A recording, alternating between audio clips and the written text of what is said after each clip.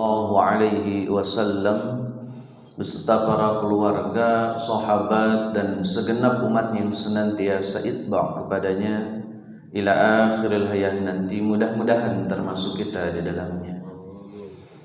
Hadirin ikhwati iman rahimakumullah, Ramadan hampir tiap tahun kita kerjakan puasanya, maka rutinitas sudah jadi rutinitas. Sudah sangat intensif kita kerjakan. Ada ungkapan Mbak, dalam dunia kerja rutinitas itu membunuh kreativitas. Kalau dalam dunia ibadah itu intensitas, rutinitas itu menghilangkan rasa, menghilangkan nilai. Karena sudah terlampau sering jadi kesannya biasa aja. Saat kita melihat Ka'bah pertama kali, rata-rata Pak, orang lihat Ka'bah pertama kali itu nangis. Udah 10 kali umroh biasa aja. Jadi intensitas itu kadang menghilangkan rasa, membunuh rasa.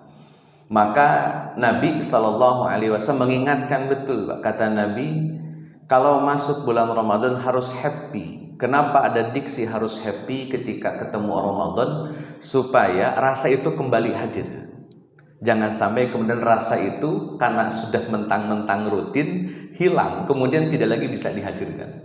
Maka Nabi ingatkan, ayo dong bergembira ketika datangnya bulan Ramadan.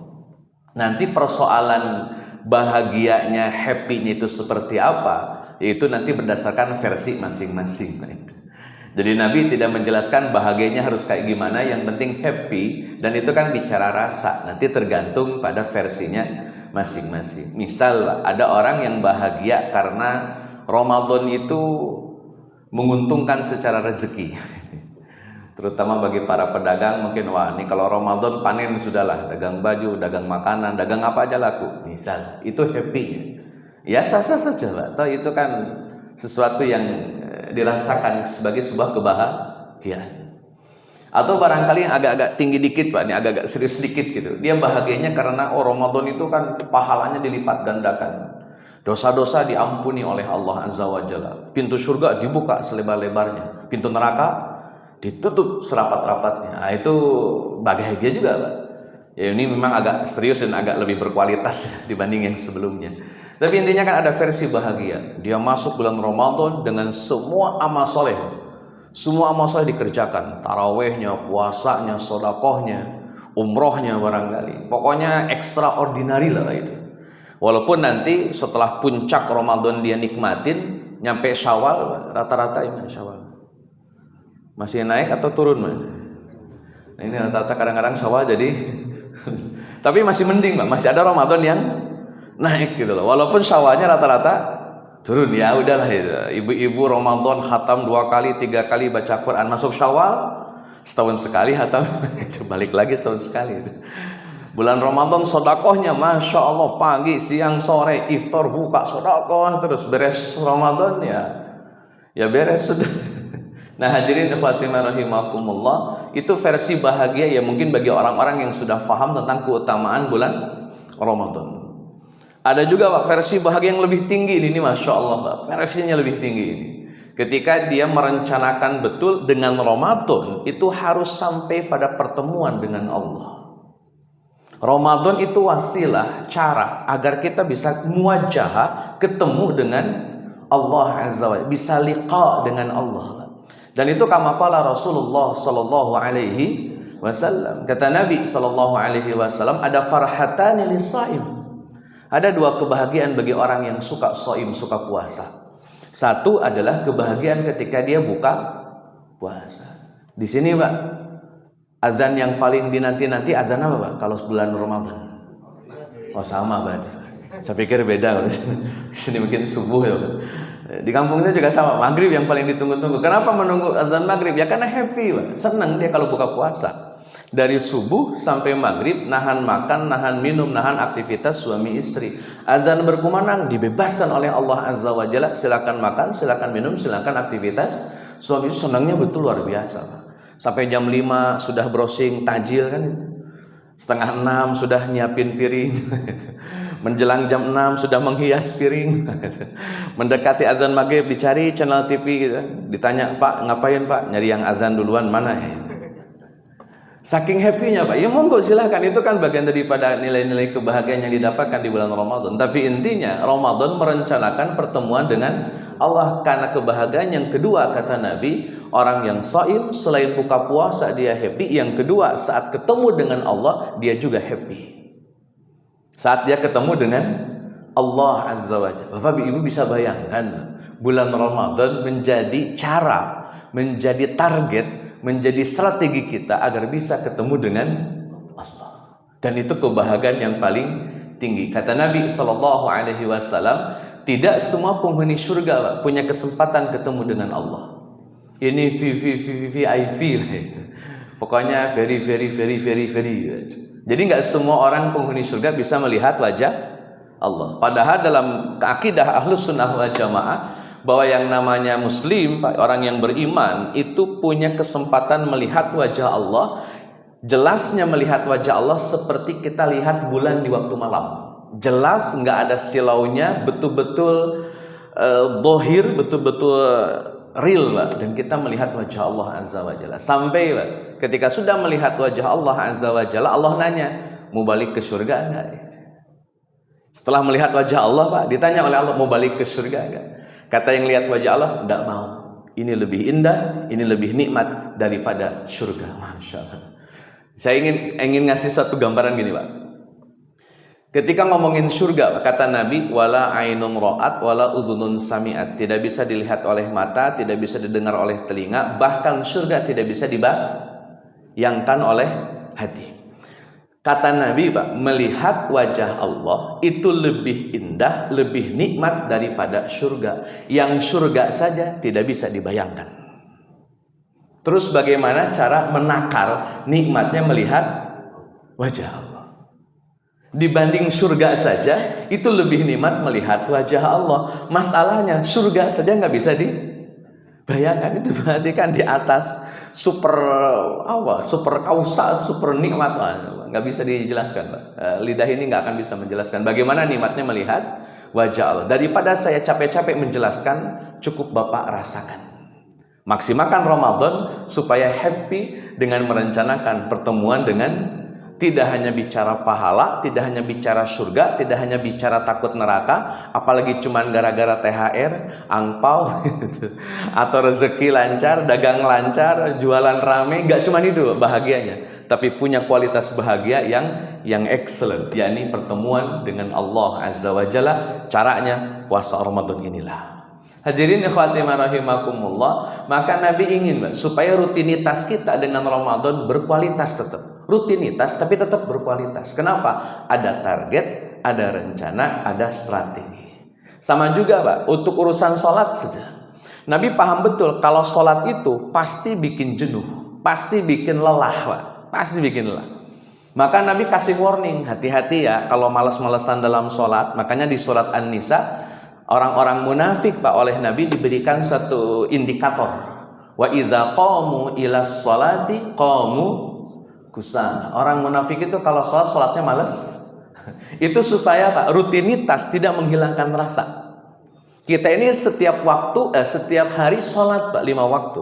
Maka kata Nabi, tolong jangan sampai jenuh, jangan sampai hilang rasanya. Karena kalau sudah hilang rasanya, bermalas-malasan, hati-hati dengan kalimat munafik kita. Nah hadirin ikhwati rahimakumullah, sekalipun Ramadan sering kita kerjakan, sholat sering kita kerjakan, zakat, umroh, haji atau apapun itu, perlu diingat Pak, rutinitas tidak boleh menghilangkan rasa dan nilai ibadah kita. Hadirin ikhwati rahimakumullah, supaya ini tetap bernilai Pak. Nah ini saya ingin masukkan beberapa poin di balik puasa Ramadan supaya kita betul-betul bersyukur sudah dihantarkan oleh Allah ke bulan Ramadan. Ini beberapa poin yang menurut saya penting Pak, mudah-mudahan bisa bermanfaat bagi kita semua. Hadirin ikhwati rahimakumullah, bulan Ramadan Pak, setidaknya ada tiga pelajaran lah yang kita bisa ambil ibrahnya. Yang pertama Pak, bulan Ramadan mengajarkan satu kaidah fikih, yang kemudian fikihnya dimudahkan. Saya itu Pak termasuk orang yang bukan ngegampangin fikih, tetapi berharap fikih itu menjadi format yang mudah, yang easy. Jadi fikih tapi tetap ada ruang-ruang mudahnya, isinya. Jadi saya agak terlalu tidak setuju kalau fikih itu dibikin kaku, dibikin ketat. Fikih itu harusnya mudah, harusnya mudah. Saya kasih gambaran, Pak. Nanti Bapak bisa cek dalam Al-Baqarah ayat 185 ada kalimat begini, Pak. Yuridullahu bikumul yusra. Allah menghendaki kemudahan. Wala yuridu bikumul usra. Dan Allah tidak menghendaki kesulitan. Ini prinsip dasar agama kita, Pak. Maka dalam agama kita, Pak, punya prinsip kalau bisa dipermudah, kenapa harus? Nah, gitu loh, Pak. Makanya fikih itu harus mudah. Loh, kok Ramadan ngomongin fikih, Ustaz? Nanti Bapak Ibu bisa buka di Al-Baqarah 184. Itu ada kalimat pendekatan fikihnya, Pak. Kata Allah kan, "Faman kana minkum maridan aw ala safarin fa'iddatun min ayyamin." Kalau memang sakit, kalau memang safar boleh buka puasa. Kalau sedang safar boleh buka puasa. Kan itu fikih, Pak, itu. Nanti bicara jarak kan begitu, jarak safar berapa, sakitnya sakit apa, jangan-jangan sakit centengan juga boleh batal puasa, kan bahaya, Pak. Centengan batal, ini bahaya. Makanya perlu ada penjelasan fikih di dalamnya. Sampai kalau tidak mampu, Ustaz, sudah lansia, sudah uzur, sudah tidak lagi sanggup puasa, jangankan qadha, jangankan puasa sunnah, yang wajib pun tidak sanggup, maka wa 'alal ladzina yutiqunahu fidyatun ta'amu miskin. Fidyah itu seperti apa, ukurannya apa, boleh nggak dikonversi pakai uang, boleh nggak dikasih ke 1 orang atau harus 30 orang. Nah, itu kan bagian daripada fikih, Pak. Dan itu mempermudah urusan umat, Pak. Itu wallahi mempermudah urusan umat. Orang lagi safar boleh batal puasa, itu mempermudah urusan umat. Pernah terjadi di zaman Nabi, Pak, sallallahu alaihi wasallam. Kalau safar Nabi 3, Pak. Nggak pernah lebih daripada 3 safar Nabi. Jenis safar Nabi cuma 3. 1, safar Nabi itu hijrah. 2, safar Nabi itu jihad, perang. 3, safar Nabi itu haji atau umroh. Jadi nggak ada tuh Nabi jalan-jalan ke mall, nggak ada itu. Atau Nabi main kemana. Jadi safar Nabi cuma 3, Pak. Kalau bukan hijrah ya jihad, kalau bukan jihad ya haji atau umrah. Itu safarnya Nabi. Nah, Nabi kalau safar, misalkan jihad, itu berlakulah qasar, berlakulah jamak. Itu Nabi sallallahu alaihi wasallam. Berlakulah batal puasa. Nabi pernah perang Badar di bulan Ramadan, ada sahabat yang nggak kuat, akhirnya mereka membatalkan puasa karena sudah tidak sanggup untuk melaksanakan puasa dalam keadaan sedang perang. Nah, hadirin ikhwati rahimakumullah, itu fikih, Pak. Jadi persoalan-persoalan fikih, maka Ramadan mengajarkan kepada kita supaya kita melek fikih. Gak cuma mengerjakan puasa, Pak, tapi melek fikih. Maka kita diajarkan oleh Nabi sallallahu alaihi wasallam apa saja yang batalin puasa, apa saja yang membatalkan pahala puasa, apa saja yang mengurangi keutamaan puasa. Itu kan fikih, Pak. Maka kita dihadirkan, ayo dong ngaji fikih supaya tidak gagal paham. Saya kasih penekanan gini, Pak. Dalam usul fikih, mabadi awal nama kitabnya itu, mabadi awaliyah. Arti fikih itu artinya faham. Jadi orang ngaji fikih dia sampai targetnya harus paham. Jadi kalau orang ngaji fikih tapi nggak paham-paham, berarti dia belum ngaji fikih. Itu harus paham. Yang jadi persoalan, Pak, yang dipahami apa? 2 hal, Pak, yang dipahami. 1, memahami apa yang menjadi alasan amal-amal kita. Itu tolong pahami. Bapak kunut, kenapa saya kunut? Harus paham. Bapak duduk 2 rakaat, rakaat kedua itu tawarruk, bukan iftiros. Kan ada juga yang memfatwakan harus iftiros. Kita memilih tawarruk, harus paham kenapa tawarruk. Kalau sholat telunjuknya tidak digerak-gerakan, diem saja, harus tahu alasannya kenapa. Itu namanya fikih, faham. Jadi faham apa yang sudah kita kerjakan. Kita menghadiahkan bacaan Quran, harus paham kenapa kok menghadiahkan bacaan Quran. Kita kalau buka puasa, Allahumma lakasumtu wa bika amantu wa ala rizkika aftartu bi rahmatika ya arhamar rahimin, bukan zahamad doma wa btalatil uruq wa sabatal ajru insyaallah. Harus tahu alasannya kenapa. Kita kalau sahur, Pak, ada imsak sekitar 10 menit sebelum subuh. Kenapa yang lain melarang imsak? Harus paham apa yang kita kerjakan. 1. Yang kedua yang harus kita pahami adalah apa yang orang lain kerjakan. Kalau kita kunut, kita tahu alasannya. Orang lain tidak kunut, kita pun harus tahu alasannya. Kenapa orang lain tidak kunut? Kenapa orang lain kok baca doanya zahabat doma? Kenapa orang lain kok tidak mau tahlilan? Kenapa orang lain tidak mau muludan? Harus paham. Karena saya paham apa yang saya kerjakan, saya pun paham apa yang dikerjakan oleh orang lain, berarti saya betul-betul ngaji fikih. Kalau cuma saya paham apa yang saya kerjakan, Pak, tapi saya nggak mau paham apa yang orang lain kerjakan, nanti khawatirnya gagal paham. Kalau sudah gagal paham, biasanya lebih dekat kepada salah paham. Kalau sudah salah paham, akur berantem. Kalau sudah salah paham, akur berantem. Itu persoalannya, Pak. Kenapa di Indonesia banyak yang berantem? Mungkin karena banyak salah, mungkin karena gagal. Nah, pentingnya ngaji fikih di situ. Makanya Ramadan menghadirkan tema-tema fikih, Pak, di Al-Baqarah 184, Al-Baqarah 185, Al-Baqarah 187. Itu tema fikih. Pelajari supaya kita lebih melek fikih. Oh, persoalan doa. Oh, jadi enak O-nya. Misal, Pak, saya ambil contoh. Kenapa Imam Syafi'i mensunnahkan kunut? Kenapa Imam Malik, Imam Ahmad tidak mensunnahkan kunut? Jawabannya sederhana, Pak. Karena hadis tentang kunut subuh ada. Kalau nggak ada, selesai, Pak. Imam Syafi'i juga nggak akan bilang kunut subuh ada. Hadisnya ada. Saya tegaskan, Pak. Hadis kunut subuh, hadisnya ada. Dalam hadisnya dijelaskan bahwa Nabi kunut subuh sampai beliau meninggal dunia. Persoalannya, Pak, hadis ini dipandang oleh Imam Syafi'i sahih. Dipandang oleh Imam Syafi'i hadisnya sahih. Tapi oleh Imam Ahmad hadis ini dinilai dhaif. Persoalannya bukan nggak ada hadis, tapi status hadis yang diperdebatkan. Diperdebatkan hadis ini gara-gara satu orang, Pak, namanya Ja'far Ar-Razi. Ada rawi dalam riwayat hadis tersebut, nama rawinya Ja'far Ar-Razi. Nah, Ja'far Ar-Razi ini diperdebatkan. Kata Imam Ahmad, orang ini bermasalah. Karena orangnya bermasalah, riwayatnya bermasalah, maka riwayatnya tidak boleh diterima. Kata Imam Ahmad, persoalannya karena orangnya bermasalah. Kata Imam Syafi'i, orang ini tidak bermasalah. Orang ini dikenal sebagai orang yang siqah dalam periwayatan. Maka karena orangnya tidak bermasalah, riwayatnya pun tidak bermasalah. Maka riwayatnya boleh dipakai.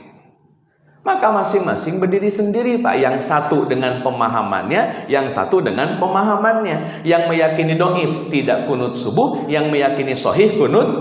Khalas. Di situ persoalannya. Bukan perkara bid'ah, Pak. Kalau bid'ah itu yang nggak pernah Nabi kerjakan. Kunut subuh dikerjakan Nabi. Persoalannya rutin atau tidak rutin. Nah, Imam Syafi'i rutin sampai meninggal, kerjakan. Kata Imam Ahmad, itu kunut subuh digabung sama kunut yang lain. Duhurnya ada, asarnya ada, maghribnya ada, isyanya ada, plus subuhnya ada. Tidak berdiri sendiri itu kunut subuh. Imam Ahmad punya pendapat, itu ikhtilaf para ulama. Sehingga kalau saya, Pak, nih saya pribadi, saya memilih tidak kunut, mengikuti pendapat Imam Ahmad. Tapi kalau imam sholat saya kunut, saya ikut kunut. Kenapa Ustaz kalau Pak Ustaz bermakmum ikut kunut kepada imam yang kunut? Jawabannya sederhana, Pak. Karena kalau kita punya imam, kita diwajibkan mengikuti itu persoalannya. Jadi babnya beda lagi, Pak. Tidak lagi bahas sahih dhaifnya hadis kunut subuh. Ketika saya jadi makmum, imam saya kunut subuh, maka masuk pada pasal bagaimana sikap makmum dengan aktivitas gerakan imam. Tanggung jawab makmum, kewajiban makmum apa? Mengikuti. Itu berdasarkan hadis, Pak. Kata Nabi SAW, innama ju'ilal imamu liyutamma bih. Dijadikan imam itu untuk diikuti. Ngapain punya imam kalau tidak diikuti? Itu kalimatnya, Pak. Dan itu hadis Nabi. Jadi kalau kita kunut ketika imam kunut, itu menggenapi sunnah Nabi, innama ju'ilal imamu liyutamma bih. Jadi pasalnya bukan lagi kunut subuh sahih dhaif, bukan di situ. Geser pembahasannya. Pembahasannya bagaimana makmum terhadap imamnya. Saya kasih contoh. Ini contoh pembanding. Misal salat Isya. Rakaat kedua imam tidak duduk. Padahal harusnya rakaat kedua tasyahud awal. Imamnya nggak duduk. Kita sebagai jamaah nih ngingetin, Pak. Cara ngingetinnya gimana, Pak? Subhanallah.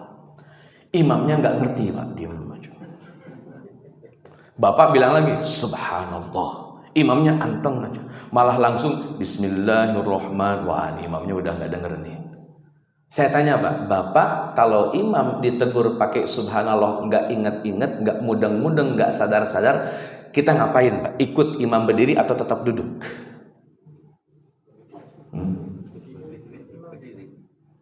Kata makmum, biarin aja, dia doang yang salah. Kita mau duduk aja, duduk. Atau ikut berdiri Pak? Ikut berdiri. Kenapa ikut berdiri? Ya kenapa ikut berdiri Pak? Karena makmum, sana imamnya berdiri. Nggak bisa Bapak diam-diam aja duduk. Pas ditanya kenapa Pak nggak berdiri, imamnya salah. Saya nggak mau ikut yang salah.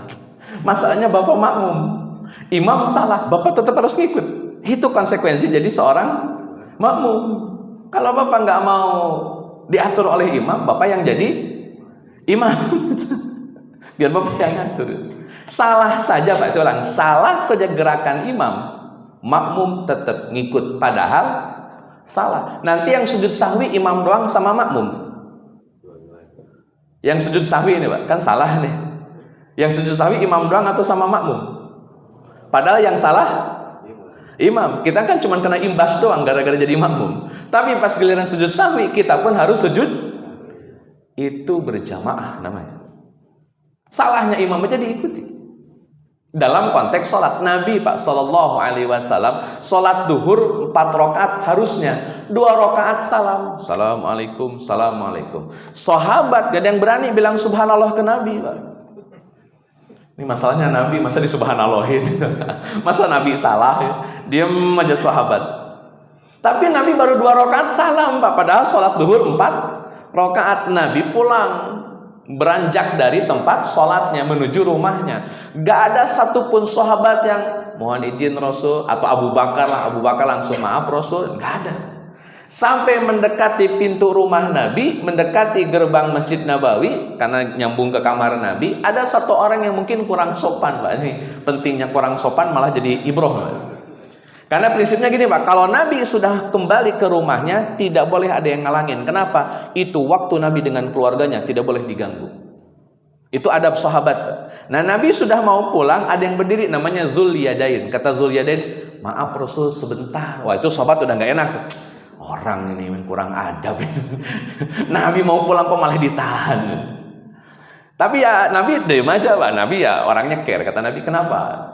Izin Rasul, saya mau tanya, tadi sholat kita di qasar ya? Atau Rasul jangan-jangan lupa tadi? Nabi diam. Ya kita nggak mungkin qasar lah, kita kan mukim di Madinah. Kan kalau qasar harus safar. Dan kata Nabi, saya tidak lupa. Kira-kira apa? Ada enggak orang yang lupa tapi sadar kalau dia lupa? Ada nggak? Ya nggak ada, namanya orang lupa. Masa orang lupa sadar? Ya, namanya orang lupa yang nggak sadar Pak. Maka oleh saat kalau begitu, kalau kita tidak sedang qasar, fix tidak sedang qasar, berarti Rasul lupa. Walaupun Nabi bilang saya tidak, berarti Rasul lupa, kata sahabat. Nabi nanya kepada sahabat, benar nih saya lupa? Ya Rasul, emang kenapa? Kata sahabat ini, Rasul tadi sholat duhur baru 2 rakaat terus salam. Beneran sahabat? Betul Rasul. Baru tuh kompak, betul Rasul. Tadi nggak belum bilang subhanallah Pak, dia takutnya kan syariat baru Pak, duhur jadi 2 lagi gitu kan. Singkat cerita Pak, ini saya nanya, pertanyaan saya Pak, Nabi lanjutin sholat tinggal tambah 2 rakaat atau ngulang dari awal? Ayo Pak, ini hadisnya ada nih Pak. Jadi jawabannya harus pakai hadis ini. Maksudnya jawabannya harus sama kayak hadis lah isinya. Nabi tinggal tambah 2 rakaat atau Nabi ulang dari awal? Jawabannya tinggal nambah, nggak harus ngulang. Jadi 2 rakaat yang tadi tetap sah. Nabi tinggal sholat lagi 2 rakaat, baru ditutup dengan sujud. Imam salah, ikutin. Apalagi imam kunut. Kunut itu masih diperdebatkan, belum final salahnya. Harusnya kan kita selesai saja lah, Allahu Akbar, itu angkat saja.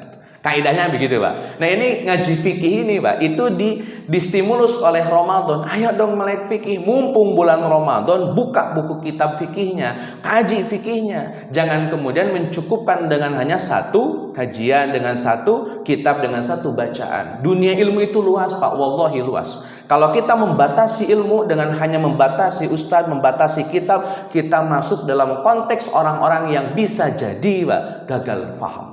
Kenapa? Membatasi ilmu, membatasi guru, membatasi kitab. Para ulama salaf zaman dulu, Pak, mereka tidak pernah membatasi guru. Wallahi tidak pernah membatasi guru. Kita ambil contoh daripada ulama salaf. Dalam hal ini Imam Syafi'i, Imam Malik, dan juga Imam Abu Hanifah. Imam Malik, Pak, itu gurunya Imam Syafi'i.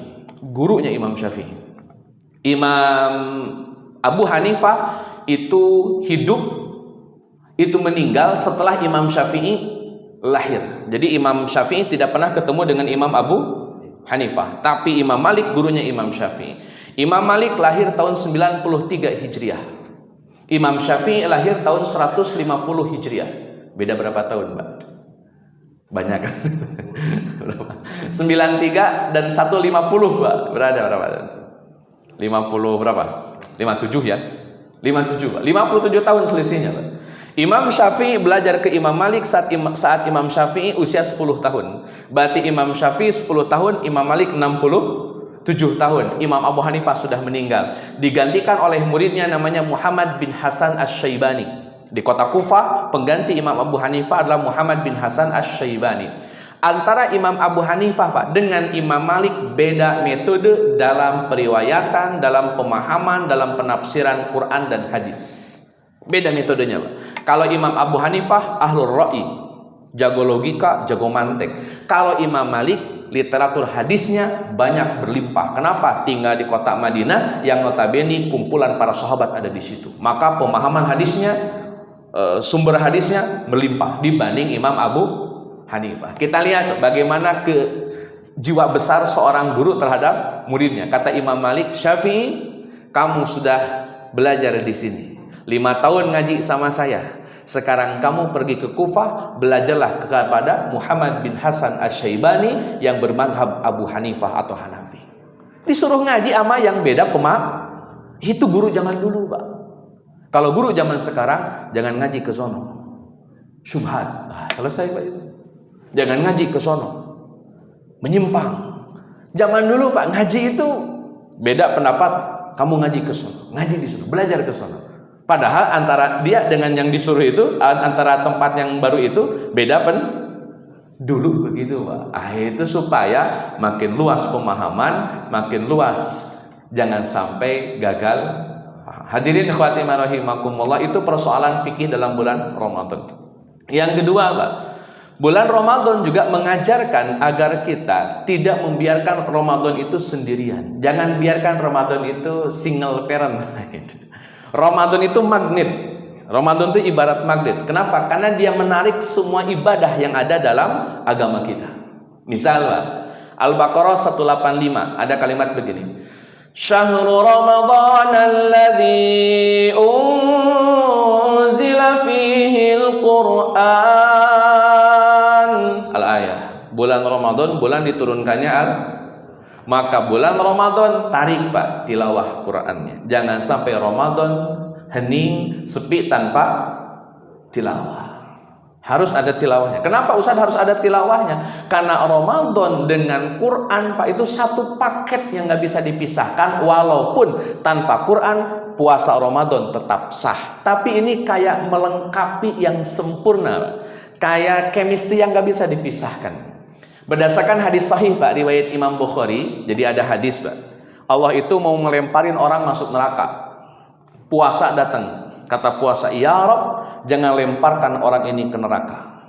Siang hari dia rajin puasa, saya saksinya, jangan lemparkan dia ke neraka. Allah nggak jadi ngelemparin, Pak, gara-gara puasa. Ada orang yang mau dilempar ke neraka, Pak, Quran datang, kata Quran, ya Rabb, orang ini jangan dilempar ke neraka. Saya saksinya. Orang ini kalau malam melek begadang untuk baca Quran. Saya saksinya, ya Allah, jangan lemparkan dia ke neraka. Maka Allah gak jadi melemparkan ke neraka. Itu puasa dan Quran. Maka dua hal ini gak bisa dipisahkan, Pak. Nggak bisa dipisahkan. Kalau kita ingin safety dari neraka, puasalah plus dengan tilawah Al-Quran. Bicara berapa halaman, berapa juz, berapa kali hatam, atur-atur. Yang penting ada tilawah Qur'annya. Karena ini dua aktivitas ibadah yang tidak saling berhubungan sebenarnya. Artinya kalau puasa tanpa baca Quran sah nggak sah? Sah puasanya, nggak ada masalah. Tapi kalau ada Qur'annya, dua syafaat kita dapatkan insya Allah. Syafaat puasa dan syafaat Quran. Yang kedua, Pak, di Al-Baqarah 186. Ini juga nggak ngomongin puasa, Pak. Kata Allah Azza wa Jalla, wa iza sa'alaka ibadi anni fa inni ujibu da'watad da'i idza. Kata Allah, saya suka ngabulin doa bagi siapa aja orang yang kata Nabi, Pak, doa dan puasa nggak bisa dipisahkan. Walaupun tanpa doa puasa sah, dan doa tanpa puasa juga sah itu. Tapi dua ini nggak bisa dipisahkan, Pak. Makanya kata Nabi, di antara doa yang pasti diijabah adalah doa orang yang puasa. Mumpung lagi puasa, banyakin doa. Jangan ragu untuk berdoa, asal yakin bahwa doa ini pasti diijabah. Kenapa harus yakin diijabah? Kata Nabi, Pak, itu riwayat Imam Tirmidzi. Kata Nabi, ud'ullaha, berdoalah kalian kepada Allah, wa antum muqinuna bil ijabah, dan kalian yakin akan diijabah oleh Allah Azza wa Jalla. Kalau doa harus yakin, kalau nggak yakin ngapain doa? Ya Allah, saya pengen begini, yakin Allah kabulkan, yakin Allah dengar. Kenapa harus begitu? Karena diperintahkan oleh Nabi Sallallahu Alaihi Wasallam. Tambahan, Pak, nanti silakan buka dalam surat Al-Anbiya ayat 89 ayat 90. Surat Al-Anbiya ayat 89 dan 30 dan 90. Kenapa dua ayat ini, Pak? Ini Masya Allah nih, Pak. Nabi Zakaria punya umur sudah sepuh, istrinya juga mandul. Ada yang tahu, Pak, doa Nabi Zakaria apa? Oh, sudah berumur, istrinya mandul. Tahu nggak doanya apa? Pengen punya anak. Padahal umurnya sudah sepuh, istrinya. Kira-kira menurut Bapak, Pak, orang yang sudah aki-aki pengen punya anak dari istrinya yang juga sudah nini, kira-kira logis nggak kalau pengen punya anak? Menurut Bapak logis? Kalau pengen punya sawah masih logis. Ini kalau pengen punya anak. Beda lagi kalau nyari istri baru, Pak, itu beda lagi tuh ceritanya. Itu nikah lagi berarti kan. Ini dari istrinya yang sama-sama umurnya, Pak. Tapi pengen punya anak. Logis ya, Pak? Nggak logis, Pak. Itu permintaan aneh, Pak. Permintaan aneh. Sama kayak gini, Pak. Orang nggak punya kaki pengen lari, kayak gitulah. Ya, kayak gitu, Pak. Orang matanya buta pengen lihat pemandangan. Itu kayak gitu, Pak. Karena gimana caranya orang lumpuh bisa lari gitu. Tapi ya minta aja. Kenapa? Kata Nabi Zakaria, Pak, di surah Al-Anbiya, Pak. Nanti sebelum ke Al-Anbiya, Pak, di surah Maryam dulu ayat ke-4, kata Nabi Zakaria, wahanal azmu minni, tulang-tulang saya sudah rapuh, wasta'alar ra'su syaiba, rambut saya sudah beruban. Tapi, Pak, kata Nabi Zakaria, walam akum bidu'aika rabbi syaqiyya. Tapi dalam urusan doa, Tuhanku tidak pernah mengecewakanku kalau aku berdoa. Itu Nabi Zakaria.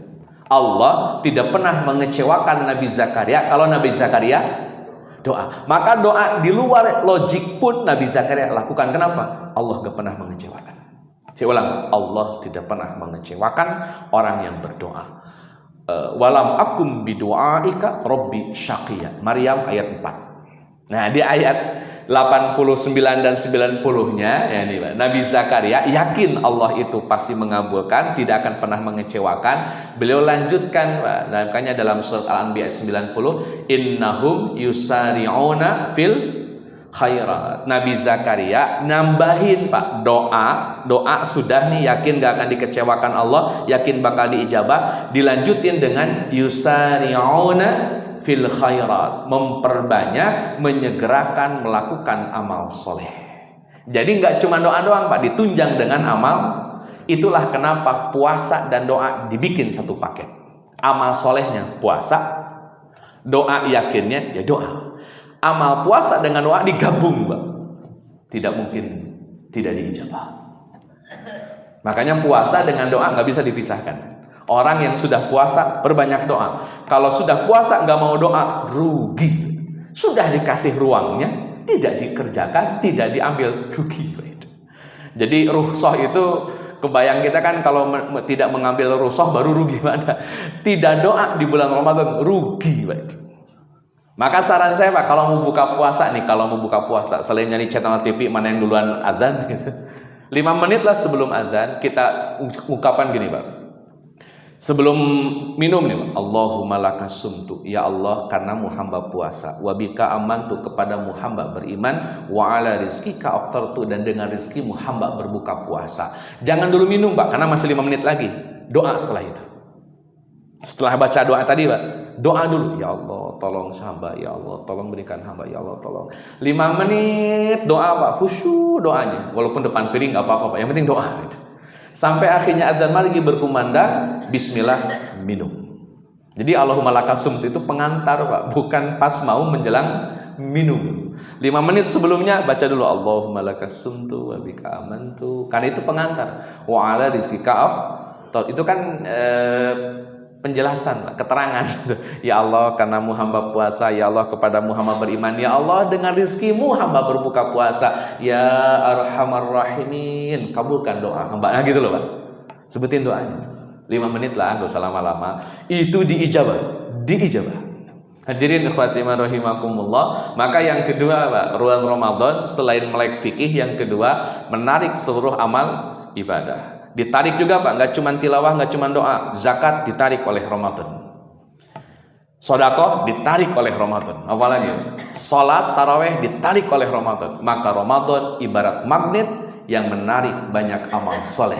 Kalau Ramadan belum jadi magnet amal soleh lainnya, maksimalkan Pak. Masih ada waktu beberapa hari lagi, jadikan Ramadan magnet amal soleh yang lainnya. Terakhir Pak, hadirin ikhwati rahimakumullah, pelajaran dari bulan Ramadan adalah ibadah puasa Ramadan ibadah sosial, bukan ibadah ritual ansih, bukan ibadah personal tok, tapi ibadah sosial. Kira-kira sepakat nggak? Ibadah Ramadan ibadah sosial. Hadirin ikhwati rahimakumullah, saya tanya dulu Pak, dalam Al-Baqarah 155, ini kita sampai jam suruk. Nah, atau selesai? Suruk. Nah, kalau kelebihan waktu Bapak kasih tahu saja. Takutnya sampai duhur kan bahaya. Saya yang bahaya, saya capek. Hadirin Fatimah rahimahullah, ini pertanyaan. Di Al-Baqarah 155, 156, 157. Al-Baqarah 155 sampai 157. Ada penjelasan kata Allah gini, walana bluwannakum bisyai'im minal khaufi wal ju'i. Kata Allah Azza wa Jalla, di antara bentuk musibah yang akan aku berikan kepada manusia adalah takut dan lapar. Jadi lapar itu adalah musibah. Saya tanya Pak, Bapak puasa lapar nggak? Atau nggak lapar? Perlu ditambah 2 bulan kayaknya. Karena semangat. Lapar itu musibah. Bapak puasa adalah lapar. Ya haus lapar. Nah kata Allah Pak, lapar itu musibah loh Pak. Walana bluwannakum bisyai'im minal khaufi wal ju' itu lapar. Lapar itu musibah berarti. Jadi kalau ada orang yang lapar, kita ucapkan inna lillahi wa inna ilaihi raji'un. Kenapa? Karena lapar itu musibah, makanya harus mengucapin inna lillahi. Jadi inna lillahi itu bukan hanya orang yang meninggal dunia kita dengar Pak, tapi orang yang kena musibah kita pun mengucapin inna lillahi. Yang kena musibah juga sama inna lillahi. Saya pernah di WA Pak, Ustaz, si fulan sakit. Saya jawab, innalillahi wa inna ilaihi rajiun. Maaf Ustaz, masih hidup belum mati. Saya bilang iya. Kalau saya Allahumma gfir lahu, baru saya doain meninggal gitu. Saya kan nggak nyampe Allahumma gfir lahu, saya cuma innalillahi wa inna. Kecuali kalau saya innalillahi Allahumma gfir lahu warhamhu, itu baru saya salah paham itu. Saya tahu memang lagi sakit, makanya kalau sakit innalillahi, karena musibah itu harus innalillahi. Hadirin ikhwati rahimakumullah, lapar itu musibah. Pertanyaannya Pak, Bapak Ramadan disuruh lapar oleh Allah, berarti disuruh menikmati musibah. Kira-kira kenapa Pak? Kok Allah nyuruh kita bermusibah-musibah itu siang sebulan lagi, nggak kadung, nggak tanggung. Hadirin ikhwati rahimakumullah, ini pelajarannya Pak. Allah ingin mengajarkan kita semua bahwa lapar itu menyakitkan. bahwa lapar itu tidak menyenangkan. Orang Pak, saking tidak menyenangkannya lapar, pagi sahur, siang-siang ke warteg. Ada yang begitu? Di Indonesia ada nggak ini? Itu karena nggak menyenangkan puasa. Sahurnya ikut sahur, tapi siang ngilang Pak. Yang kelihatan kaki, mukanya nggak ada gitu. Karena ditutup gorden gitu. Kaki doang kelihatan. Itu saking tidak menyenangkannya puasa Pak, sampai orang batalin puasanya. Karena emang kena musibah, apalagi kerja, apalagi mikir, apalagi jauh perjalanan, apalagi panas. Orang mungkin punya banyak alasan. Kenapa? Lapar itu musibah. Terus kenapa Allah nyuruh kita bermusibah-musibah itu siang-siang? Hadirin ikhwatimah rahimakumullah, supaya kita sadar lapar itu tidak menyenangkan, lapar itu menyakitkan. Kalau sudah tahu lapar itu tidak menyenangkan dan menyakitkan, maka tolong pedulilah sama orang yang lapar. Hadirin ikhwatimah rahimakumullah, kita lapar Pak, kita bisa setting waktunya. Subuh kita mulai start lapar sampai maghrib. Habis maghrib malah kekenyangan Pak. Hilang laparnya malah kekenyangan. Kita bisa jadi ada orang di sekitar kita yang azan maghrib tidak jadi azan yang dirindukan. Karena azan maghrib berkumandang, perut mereka tetap lapar. Bisa jadi. Bagi mereka tidak lagi bicara kekenyangan, gak ada ceritanya kekenyangan. Orang makan aja gak ada. Bisa jadi ada Pak, di negara kita, di masyarakat sekitar kita yang mereka lapar tanpa bisa mereka setting sendiri kapan berhenti dari laparnya. Bapak silakan browsing Pak di YouTube. Orang-orang Palestina hari ini kelaparan. Bagi mereka Pak, azan maghrib biasa saja. Kenapa? Dingin dan lapar. Sampai orang harus jalan sekian kilometer Pak, hanya untuk mencari makan. Walaupun kadang seringnya pulang-pulang tangan kosong. Itu saudara-saudara kita Pak di Palestina. Maka saya bertanya betul Pak, puasa saya sah atau tidak? Ketika saat saya berpuasa, nggak ada sedikit pun kepedulian, nggak ada sedikit pun rasa iba, nggak ada sedikit pun keinginan untuk membantu saudara kita yang kelaparan.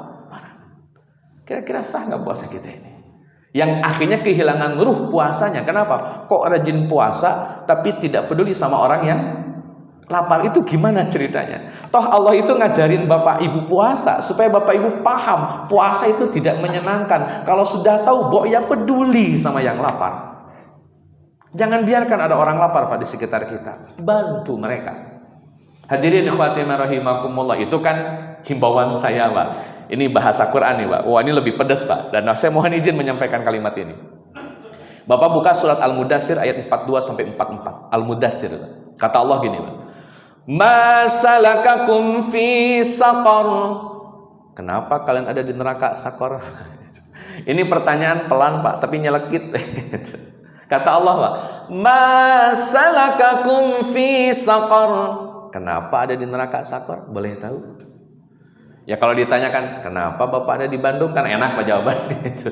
Kenapa Bapak ada di puncak? Enak Pak. Tapi kenapa ada di neraka Saqar? Kan ngeri. Dijawab Pak, qalu lam naku minal musallin. Kami nggak suka sholat. Satu. Yang kedua, walam naku nut'imul miskin.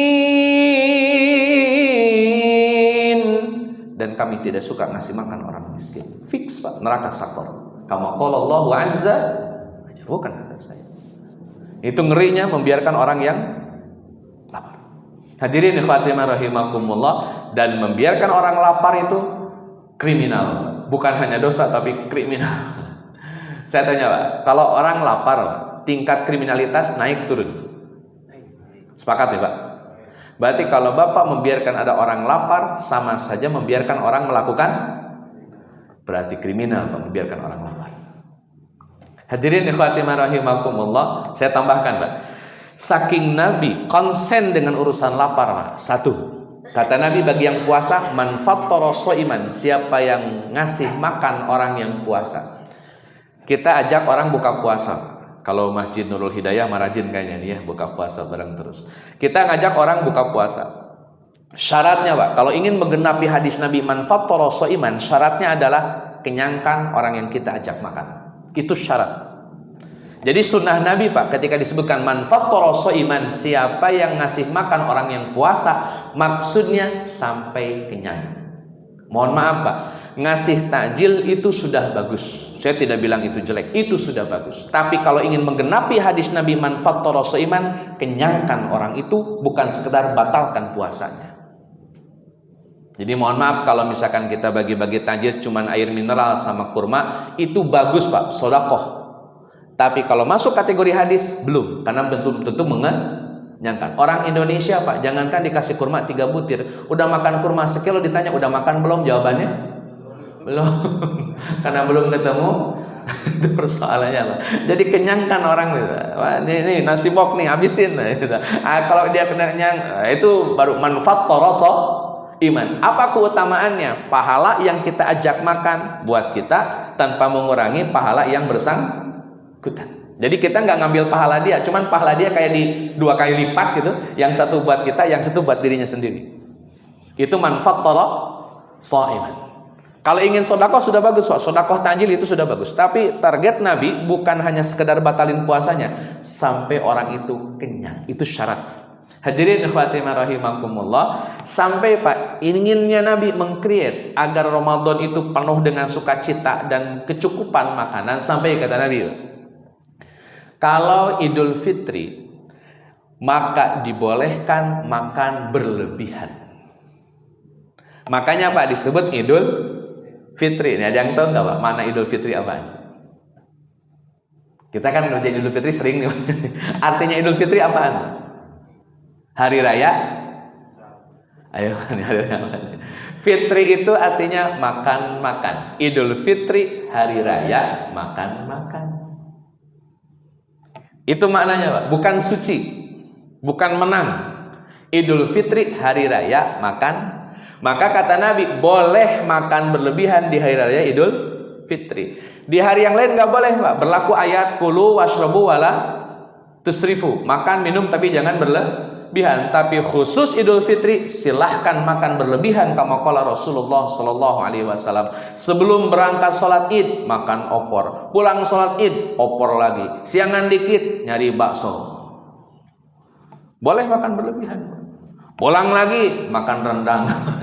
Lanjutin terus Pak, sampai meteng-meteng itu. Kenapa? Memang diizinkan Pak, diizinkan oleh Nabi, silakan makan berlebihan.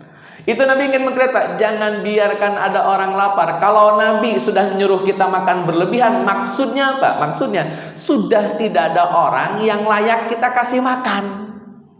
Karena kalau masih ada orang yang layak kita kasih makan, maka makanan berlebih itu harus dibagikan. Kalau Nabi bilang boleh makan berlebihan, artinya apa? Nggak ada orang lapar di hari itu, makanya makan berlebihan dibolehkan. Itu kalimat yang tersembunyi ingin Nabi sampaikan. Jadi Nabi nyuruh makan berlebihannya Pak, bukan di situnya poinnya. Berarti lingkungan sekitar sudah pada makan, tercukupi, maka nanya, maka silahkan kalau yang lain sudah tercukupi, silahkan makan. Itu loh maksudnya Pak. Jadi jangan fokus, oh berarti boleh nih makan berlebihan sampai kekenyangan. Bukan di situnya. Pastikan warga sekitarnya dapat makan dulu. Hadirin ikhwati rahimakumullah, tambahan lah. Hadirin ikhwati rahimakumullah, saya tanya nih Pak. Salat Idul Fitri atau Idul Adha yang salat itu dianjurkan makan dulu? Idul Fitri. Makanya kenapa zakat fitri harus dibagikan sebelum orang keluar salat Id. Supaya apa? Supaya orang yang mau salat Id dia bisa makan dulu. Saya tanya lagi Pak, zakat fitri, Idul Fitri atau Idul Adha yang sholatnya agak siangan dikit? Idul Fitri atau Idul Adha? Yang agak siangan dikit, lebih siang maksudnya dibanding yang sebelum. Jawabannya Idul Fitri. Kenapa Idul Fitri lebih siang dikit? Karena ada sunnah makan dulu, biarkan mereka makan dulu supaya tenang sholat Idul Fitrinya. Idul Fitrinya agak siangan dikit. Supaya apa? Tenang makannya, nikmat makannya. Sekali lagi Pak, Nabi mementingkan urusan perut umat Islam. Ketika Ramadan, tolong pedulilah kepada mereka yang hari ini masih kelaparan. Jangan-jangan Pak, radius 100 meter, 200 meter, 300 meter dari rumah kita masih ada orang yang kelaparan, yang mereka tidak lagi bisa menunggu azan maghrib untuk buka puasa karena mereka tidak punya makanan. Bantu mereka, karena kalau tidak membantu mereka, kita puasa dipertanyakan untuk apa dan kenapa kok bisa puasa sedangkan kita nggak punya rasa kepedulian terhadap sesama. 3 pelajaran penting dari bulan Ramadan. 1, Ramadan adalah bulan fikih. Kajilah fikih selengkap mungkin, seutuh mungkin, seluas mungkin. Yang kedua, tariklah amal-amal soleh lainnya agar berkumpul di bulan Ramadan. Dan yang ketiga, jadilah orang-orang yang punya jiwa sosial di bulan suci Ramadan. Karena bulan Ramadan, bulan kita menjadi orang-orang yang peka dengan urusan sosial. Wallahu a'lam bishawab. Sekian yang bisa disampaikan. Mohon maaf atas segala kekurangan atau ada